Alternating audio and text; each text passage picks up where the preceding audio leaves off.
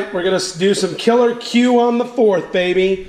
We have been putting together some different things, mainly some pork butt that we're going to put on my Big Green Egg, and we're going to smoke it for a local community party here around our town. And I wanted to show you a couple of things that we got going. Shoulder of the pig. It actually looks like it's done now, but it's okay. There's still a lot of smoke kissing that has to come. We got 12 hours on these boys.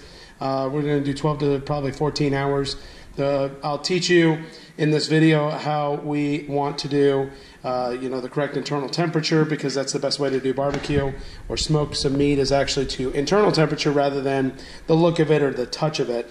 That's how you know that it's actually done. But anyway, what we got going on here is we've got some local pork butt that I love to put a mustard base on it. So as you can see, there's mustard right there. I slather the whole thing in mustard, and then I actually put of course it's a secret blend. I can't let you know what that is, but we put that on both of the butts, and then I'm going to let them marinate here for a little while before we throw them on the grill. So yeah, there's a lot of purposes for a farm kitchen sink, these big basin sinks. But what I absolutely love is being able to do my pork spare ribs, and this rack right here probably weighs about, I'd say, I don't know, maybe 5 pounds.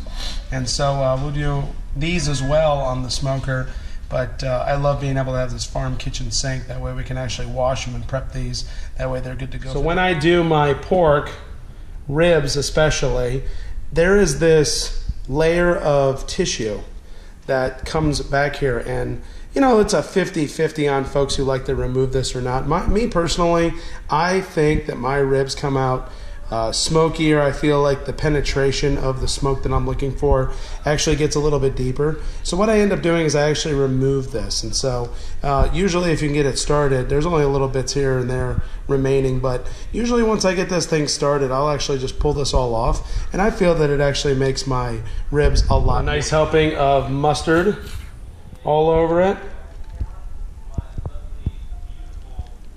Love to do my starts with mustard.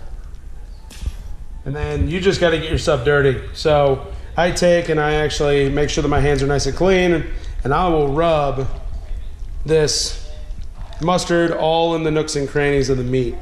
And I want to make sure that I get a nice even coating. Here comes the dusting of my ribs. And I will coat these very liberally.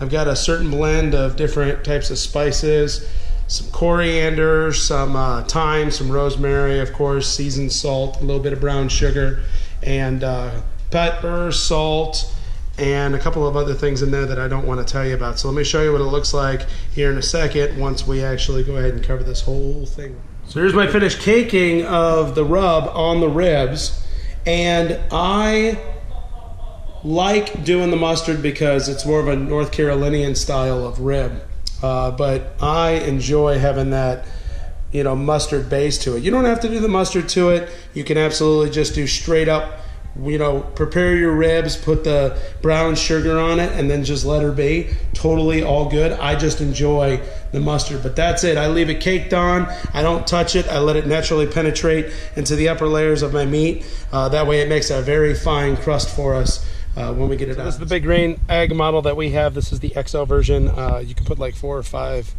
actually about 6 butts on this thing. Pretty good size for a pizza if you want to make a nice large pizza. This is known as the vent, or actually there's 2 vents on this thing. It's actually kind of great because of the fact that we cook with indirect heat on a Big Green Egg. Of course, we need ourselves a top vent, which comes double slotted when you're lighting it, such as I am right now. You can actually go full open and give it as much air as possible. And then when you start cooking, you can actually drop this and then offset it in order to be able to change the amount of heat that you would like to actually go with your meat in order to be able to get the correct temperature inside the egg. I normally go anywhere between about half to less than a half, and that's usually more than enough. I'm going to go ahead and keep it full open though because of the fact that I'm lighting it. We're going to go ahead and open her up and take a look at the tray. The tray right now, I've already started to light a little bit. I will not ever have used charcoal other than either the Big Green Egg version or some of those other brands, because I love the fact that we're using organic hardwoods when we actually cook. And I will also not use lighter fluid.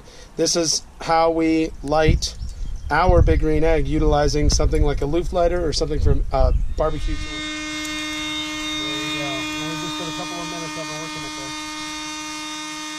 It's already nice and unbelievably hot. Put the fire away now. And that's it. It's ready to go. Go ahead and throw the top on. Go ahead and get some ribs on this thing.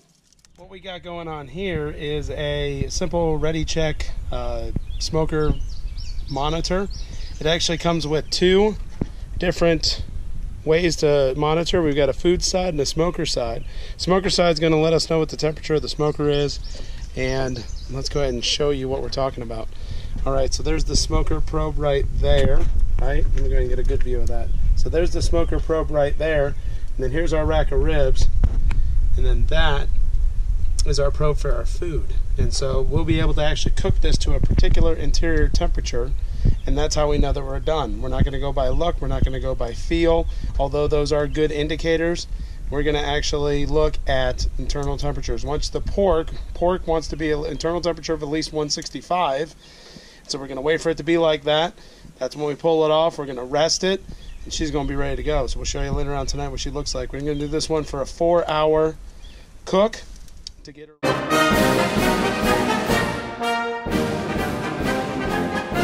it becomes kind of this consistency right here, right on the first one.